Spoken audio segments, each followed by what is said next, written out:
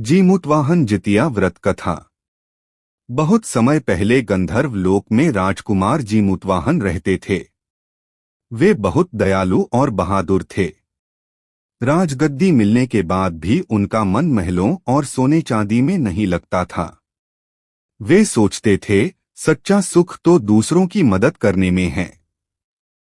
इसलिए जीमूतवाहन अपने पिता के साथ जंगल में रहने लगे। एक दिन वे टहल रहे थे, तभी उन्हें रोने की आवाज सुनाई दी। उन्होंने देखा, एक बूढ़ी माँ पेड़ के नीचे बैठी रो रही थी। जीमूतवाहन ने पूछा, माता जी, आप क्यों रो रही हैं? बूढ़ी माँ ने आंसू भरे स्वर में कहा, मैं नागवंश से हूँ। हर दिन एक नाग को पक्षीराज गरुड़ को भोजन देना पड़ता है। आज मेरे इकलौते बेटे की बारी है। मैं उसे मौत के मुंह में कैसे भेज दूं? जीमूतवाहन मां के दुख से बहुत व्याकुल हो गए। उन्होंने कहा, माता, आप चिंता न करें। आज आपके बेटे की जगह मैं जाऊंगा। मां घबरा गई। उसने कहा, नहीं बेटा, गरुड़ बहुत ताकतवर हैं। वे तुम्हें खा जाएंगे। लेकिन जीमूतवाहन मुस्कुराकर बोले, अगर मेरी जान देकर आपका बेटा बच सकता है तो यही मेरा सबसे बड़ा पुण्य होगा। उस दिन जीमूतवाहन लाल कपड़े पहनकर उस शिला पर लेट गए जहां नाग गरुड़ को दिए जाते थे। कुछ ही देर में आकाश से गरुड़ आए। उन्होंने जीमूतवाहन को नाग समझकर अपने पंजों में पकड़ लिया और उड़ चले। गरुड़ उड़ते उड़ते चौंक गए। यह तो नाग नहीं, मनुष्य है।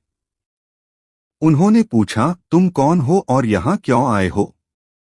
जीमूतवाहन ने कहा, मैं गंधर्व राजकुमार जीमूतवाहन हूँ। आज एक माँ का बेटा तुम्हें भेंट किया जाने वाला था। मैंने सोचा, अगर मैं उसकी जगह चला जाऊं तो माँ की गोद सूनी नहीं होगी।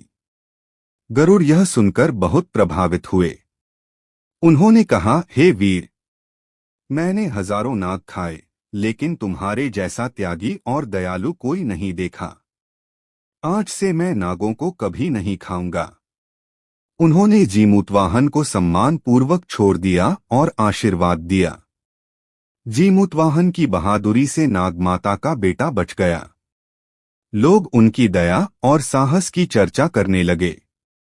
तभी से माताएं मानने लगीं, अगर हम जीमूतवाहन का उपवास और व्रत करें तो हमारे बेटों की रक्षा होगी, क्योंकि वो ईश्वर समान है। यही से जीवित पुत्र का व्रत जितिया की शुरुआत हुई। इस कथा से क्या सीख मिलती है?